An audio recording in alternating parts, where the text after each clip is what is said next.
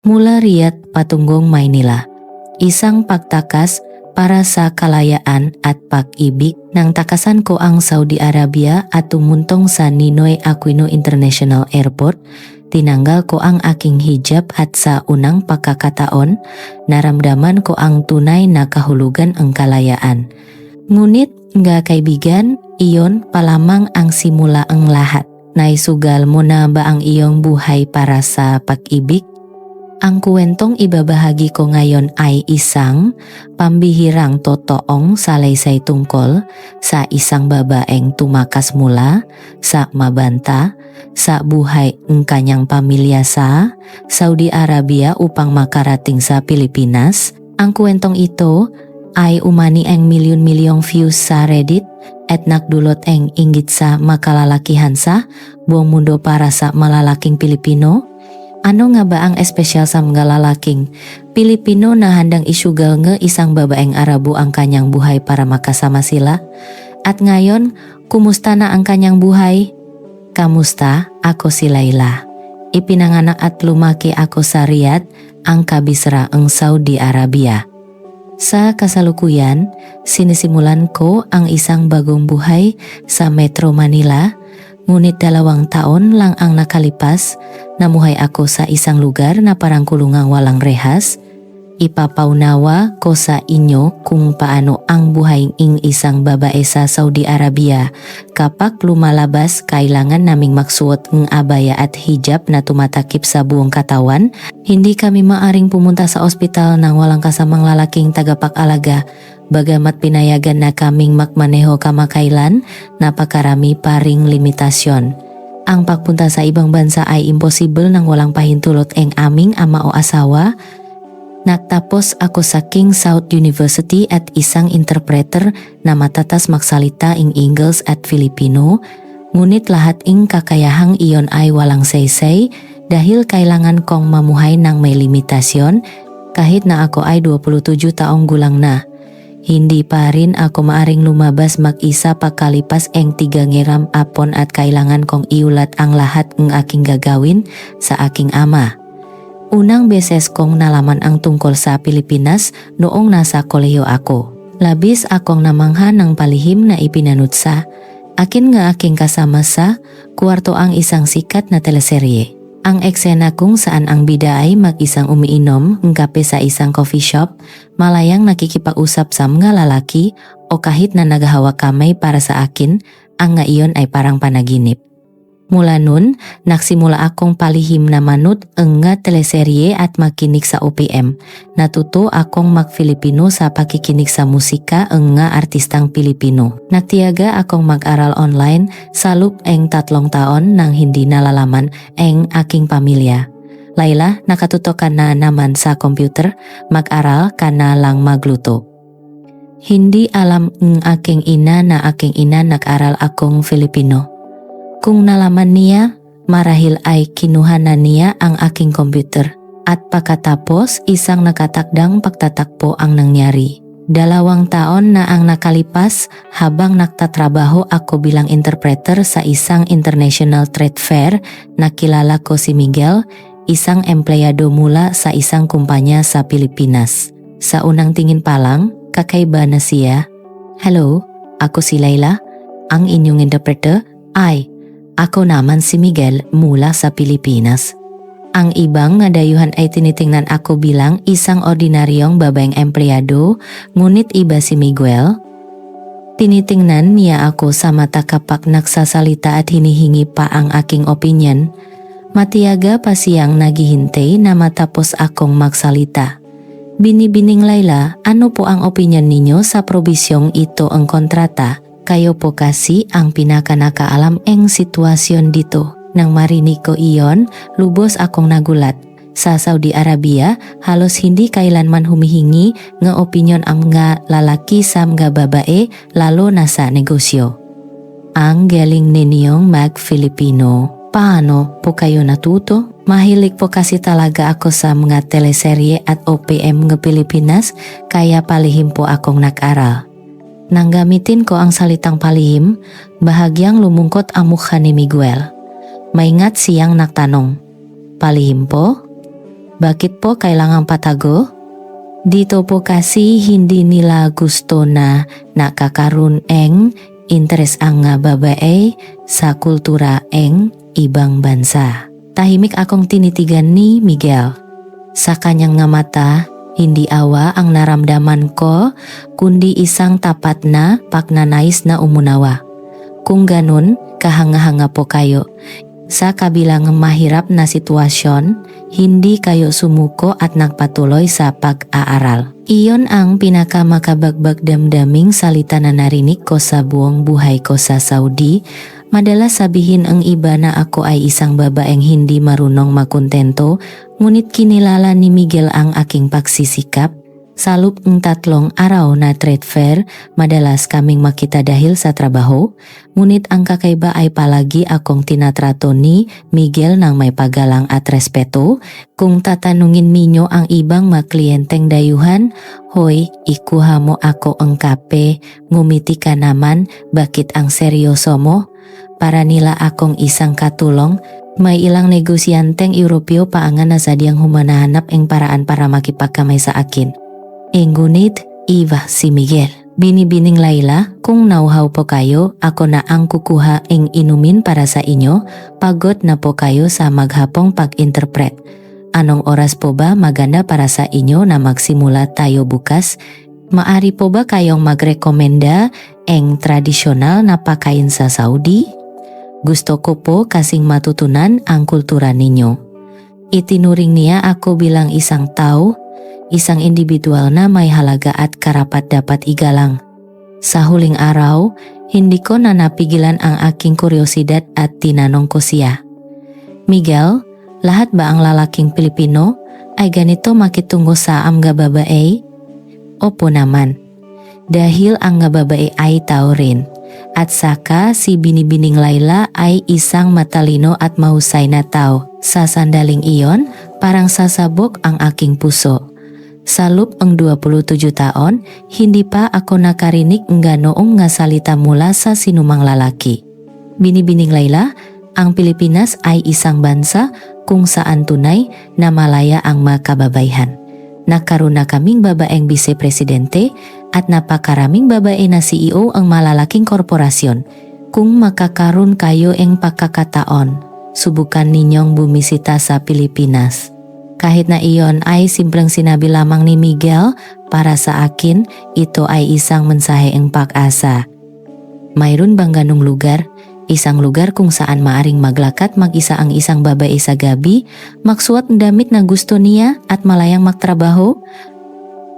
Nakita ni Miguel ang pananabik sa aking gamata at mariing tumango.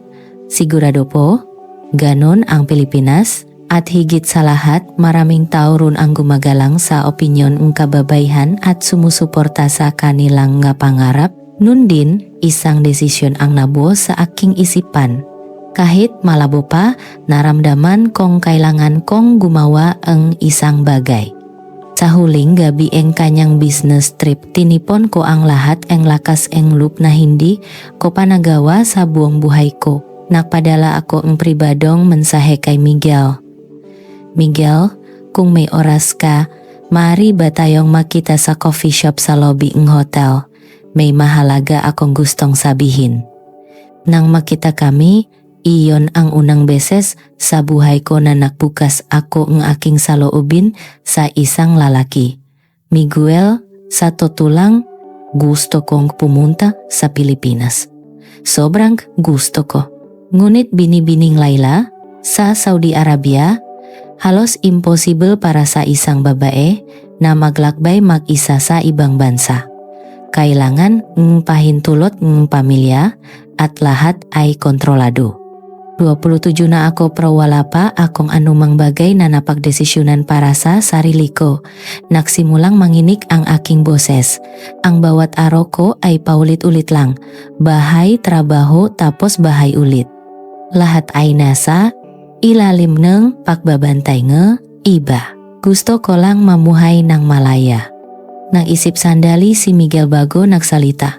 "Binibining Layla, paano naman po ang pag-aral sa ibang bansa? Kung mag-aral kayo sa isang universidad sa Pilipinas, Naisip ko na rin po iyan, pero siguradong hindi papayak ang pamilya ko, lalo na ang aking ama. Wala po bang mga scholarship program mula sa gobyerno? Kung ito ay isang programang suportado na estado, magiging mahirap para sa pamilya ninyo na tumutol. Nakningning ang aking nga mata sa sinabi ni Miguel. Mayroon po bang ganong programa?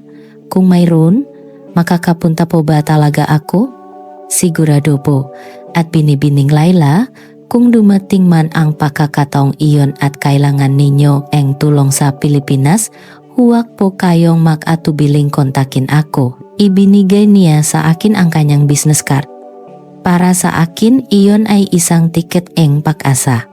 Kinabukasan, bumalik si Miguel sa Pilipinas habang ako ay bumalik sa aking pang-araw-araw na buhay. Ngunit sa puso ko, may isang bagay na nagbago. Naramdaman kong hindi ko na kayang mabuhay sa ganitong pagsunod. Isang buwan ang lumipas, isang himala ang nangyari. Inanunsyo ng gobyerno ng Saudi Arabia ang isang bagong scholarship program para sa mga babayhan bilang bahagi ng kanilang Vision 2030 policy. Hindi ko maaring palampasin ang pagkakataong ito. Nahanda ako araw at gabi, tinaasan ang aking nga grado, kumuha ng pinakamataas na antas nga pagsusulit sa kakayahan sa wikang Filipino, at paulit-ulit na isinulat ang aking aplikasyon. Ngunit ang pinakamahirap ay ang kumbinsihin ang aking pamilya. Laila, babay ka? Ano ang gagawin mo sa isang malayong lugar ng mag-isa?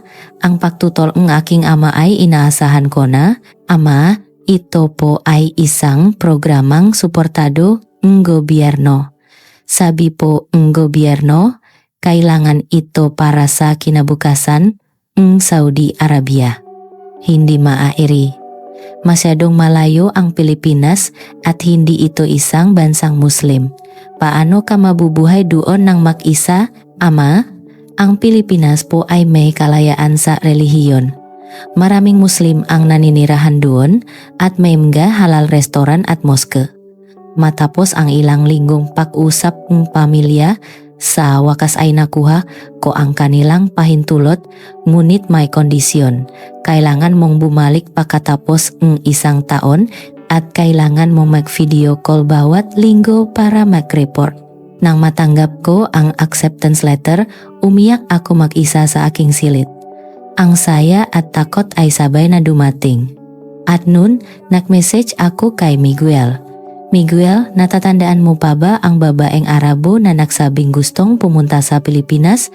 6 na buwan na ang nakalipas, sa wakas makakapunta na ako sa Pilipinas. Darating ako sa Ninoy Aquino International Airport sa susunod na linggo. Ilang oras ang lumipas, sumagot siya, talaga, congratulations, ang galing mo talaga. Pwede ba kitang sundan sa airport? Nang makita ko ang mensaheng iyon, muli akong napaya. Sa pagkakataong ito, luha ang kaligayahan. Sa araw ng aking pag-alis, inihatid akong ng aking pamilya sa airport. Walang tigil sa pag-iyak ang aking ina, habang ang aking ama ay puno ng pag-aalala. Laila, bumalik ka pagkatapos ng 1 taon, anak. Opo, ngunit sa aking puso, alam kong pagkatapos ng 1 taon, marahil ay isa na akong ibang tao. Sa loob ng 14 na oras sa eroplano, palagi kong tinatanong ang aking sarili kung makaka-adjust ba ako sa buhay sa Pilipinas. Tunay nga bang isang malayang bansa ito tulad ng sinabi ni Miguel? Pagdating ko sa Ninoy Aquino International Airport, hindi ko may paliwanag ang aking naramdaman. Pagbaba ng eroplano, pagdaan sa immigration, sa unang pagkakataon ay natanggal ko ang aking hijab. Sa banyo, habang nakatingin sa salamin at inalis ang tela, naramdaman kong para akong naging ibang tao. Pakiramdam ko ito ang unang beses na nakita ko ang sarili kong mukha na itinago sa loob ng 27 taon.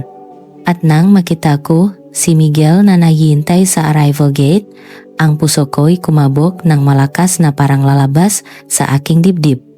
Laila, nakarating ka. Miguel, nakarating na ako. Sa sandaling iyon, alam kong nagsimula na ang aking bagong buhay. Laila, una sa lahat, ihatid na kita sa tutuluyan mo. Nahanap na ako ang isang studio apartment na malapit sa universidad para sa iyo. Talaga, gusto kong tulungan kang mag-adjust ng maayos sa buhay sa Pilipinas. Noon ko unang nalaman kung gaano kaalaga ang nga lalaking Pilipino. Sadaan tinanong ni Miguel, Laila, may mga pakaing Filipino ba na hindi mo maaring kainin? Kung may mga ipinagbabawal ayon sa batas ng Islam, sabihin mo lang sa akin. Lubos akong namangha.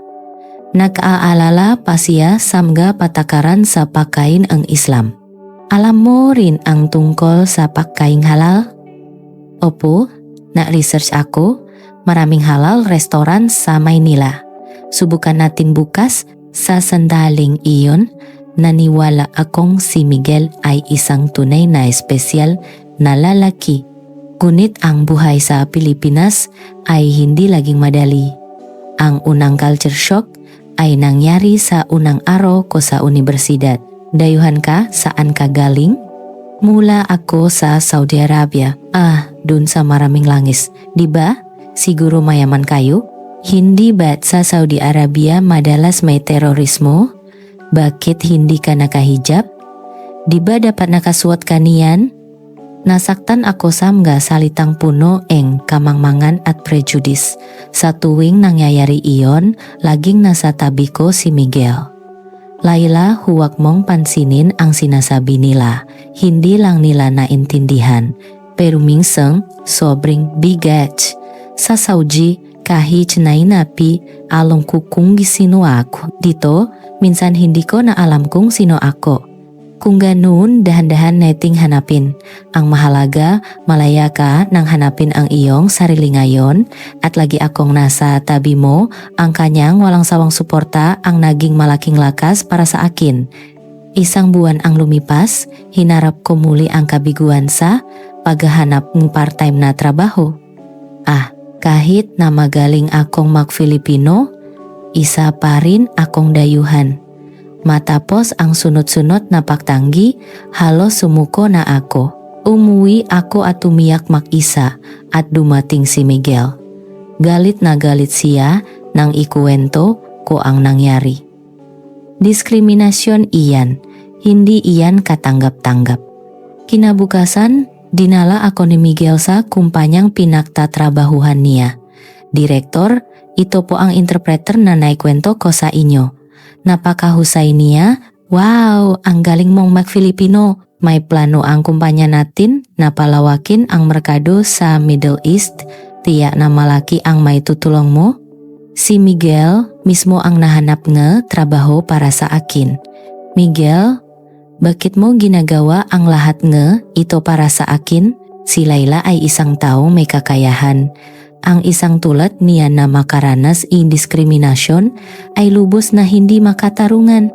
Noon ko napagtanto na si Miguel ay hindi lamang isang mabait na tao, kundi isang taong may matibay na paninindigan sa kung ano ang tama. Ang katapatan at responsibilidad na ito nga lalaking Pilipino ay tunay na kaakit-akit. Habang nagtatrabaho sa kumpanya, mas marami pa akong nakitang aspeto ang lipunang Pilipino, lalo na ang pagiging responsable sa pamilya ang mga kalalakihan. Si Paulo, isang kasamahan ni Miguel, ay gumigising ng alas 6 ng umaga para ihanda ang almusal ng kanyang asawa.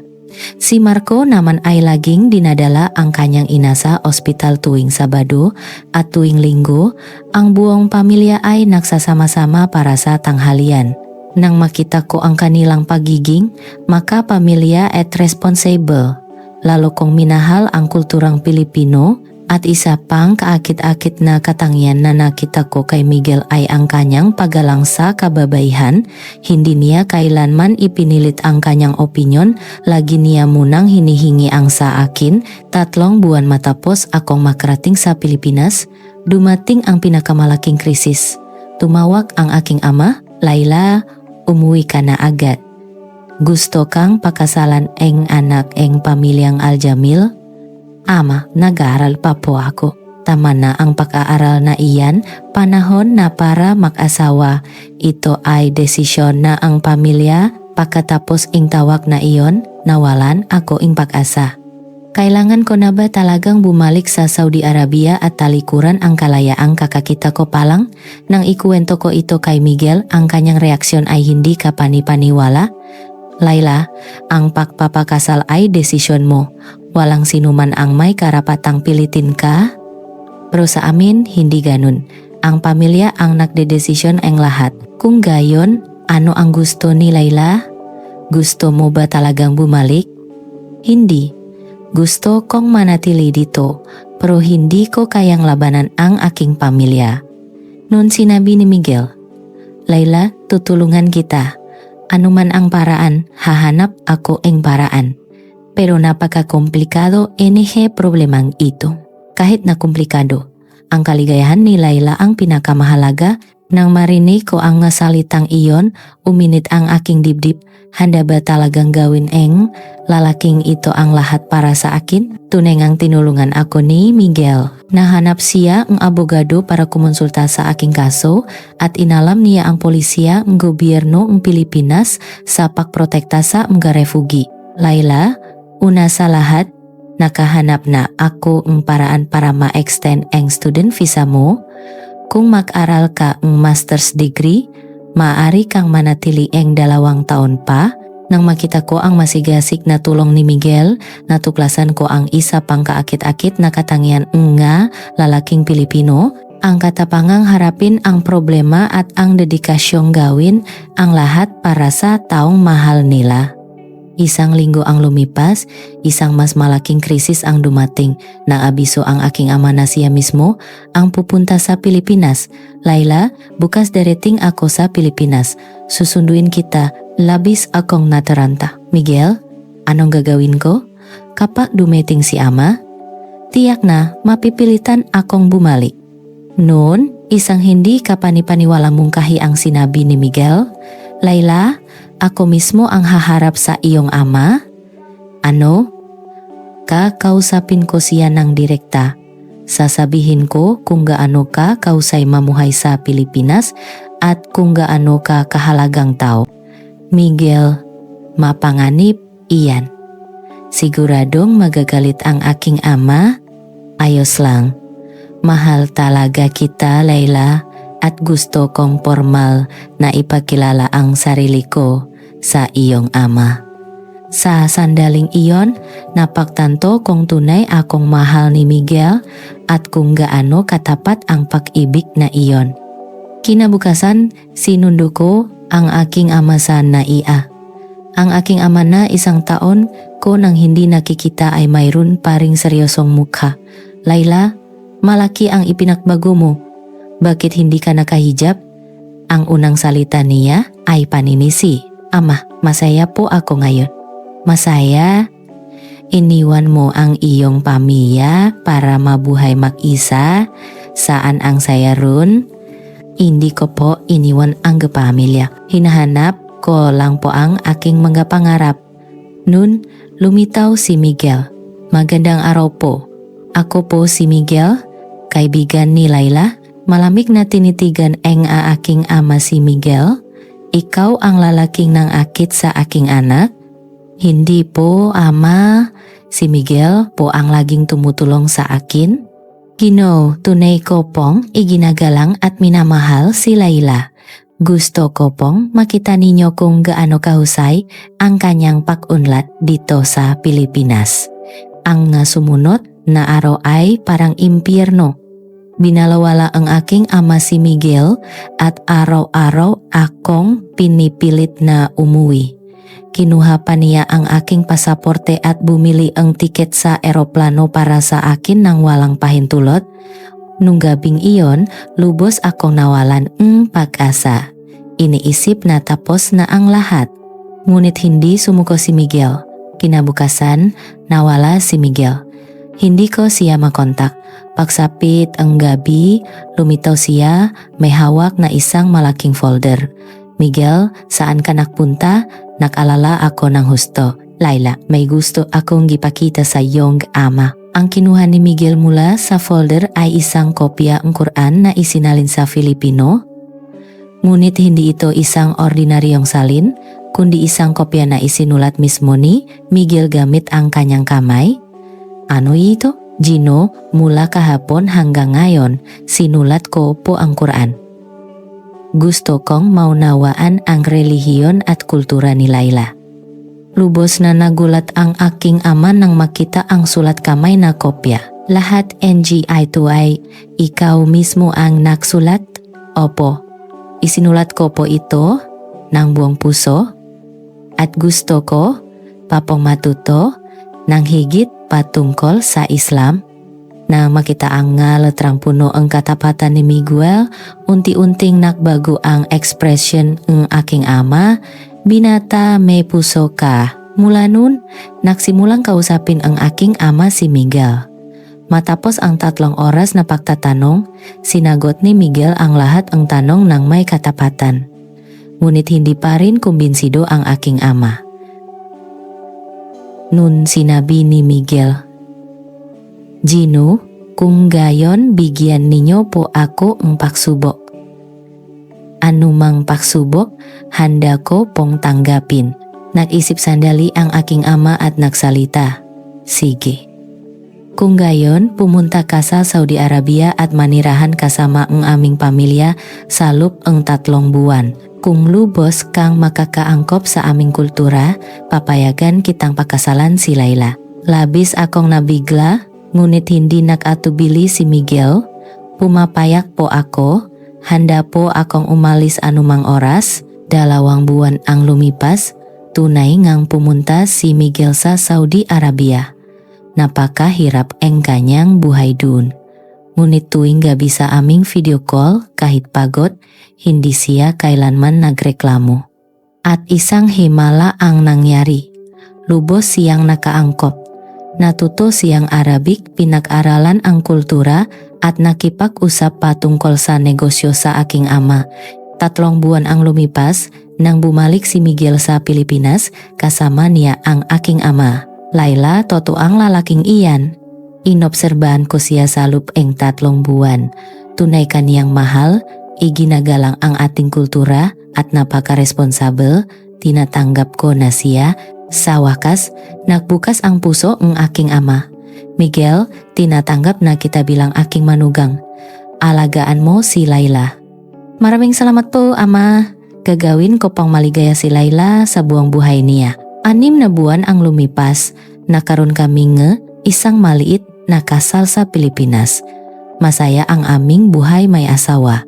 Tuwing nagluluto ako pagkaing Arabo, laging sinasabi ni Miguel na masarap. Natuto rin akong magluto adobo. 1 taon ang lumipas, bumisita ako sa aking pamilya sa Saudi. Nagulat ang lahat. Mukhang napakasaya ni Laila, napakabait ng manugang nating Pilipino. Inaalagaan niyang mabuti ang ating Laila. Sa kasalukuyan, nakapagtapos na ako ing master's degree at nagtatrabaho sa isang sentro ing palitan ing kultura sa pagitan ing Pilipinas at Middle East. Nagsisilbing tulay sa 2 kultura tulad ing aking pinapangarap at kamakailan, mayroon kaming magandang balita. 3 buwan na akong buntis. Ngayon, mahigit 2 taon na ako sa Pilipinas, may mga pagkakataong mahirap, ngunit hindi ako kailanman nagsisi. Madalas kong tanungin si Miguel, Mahal, ano ang naramdaman mo noong una mo ako makita? Malungkot ang iyong mga mata sa likod ng hijab. Gusto lang kitang tulungan? Iyon lang, hindi. Naramdaman kong si Laila ay isang napakatatak na tao. Ang hindi pagsuko sa pangarap sa kabila ng mahirap na kapaligiran, napakakulmong tingnan. Sa tuwing nag-usap kaming ganito, naisip kong tama ang naging desisyon kong pumunta sa Pilipinas. Gusto kong sabihin sa mga kababayhang inaapi at nahahangat ng kalayaan. Huwag kailanman isuko ang inyong nga pangarap at ang Pilipinas ay isang bansang maaring maging katuparan ng nga pangarap na iyon. Ang bansang ito ang nagbigay sa akin ng pag-asa at nagturo sa akin kung ano ang tunay na pag-ibig. Ang natagpuan ng isang babaeng tumakas mula sa Saudi Arabia sa Pilipinas ay hindi lamang pag-ibig. Ito ay kalayaan, pangarap, pag-asa at tunay na kaligayahan. At lahat ang iyon ay naging possible dahil sa bansang tinatawag na Pilipinas at sa makahangahangang lalaking Pilipino tulad ni Miguel.